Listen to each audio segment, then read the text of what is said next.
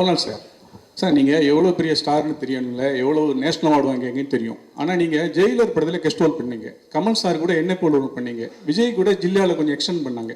இந்த மாதிரி ஹீரோ மலையாளத்தில் அப்படி பண்ணுவாங்களா என்னன்னு தெரியாது. எப்படி உங்களுக்கு இந்த மனசு வருது இந்த மாதிரி கேரக்டர் பண்ண? ஐ ஆம் அன் ஆக்டர்,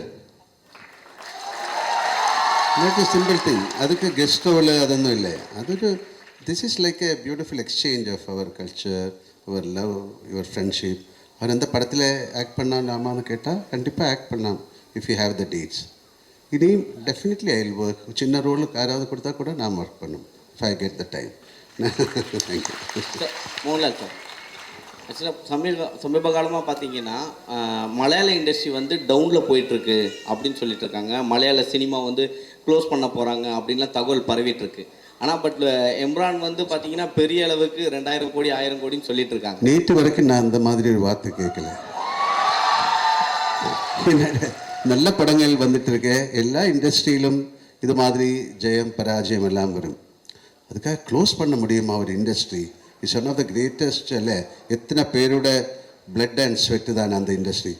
தப்பாக நினைக்காத இந்த மாதிரி வார்த்தைகள் சொல்லிவிடாதுங்க.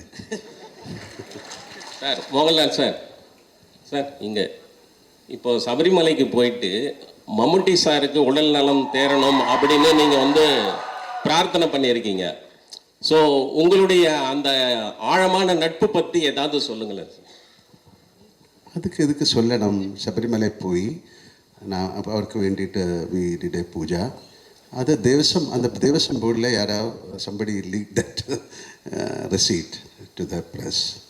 அது எதுக்கு சொல்லணும்? It's all very personal. இல்லை, உங்களுக்காக ஒரு ஆள் ஒரு ப்ரே பண்ணுறது why should you tell?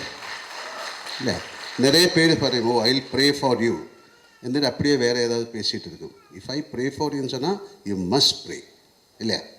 So அது மாதிரி என்னோடய ஃப்ரெண்ட் அவர், என்னோட ஒரு brother. So it's nothing wrong. உங்களுக்காக நான் ப்ரே பண்ணலாம் சார். உங்களே பார்த்தாலும் ஒரு சபரிமலை சாமி மாதிரி இருக்கு.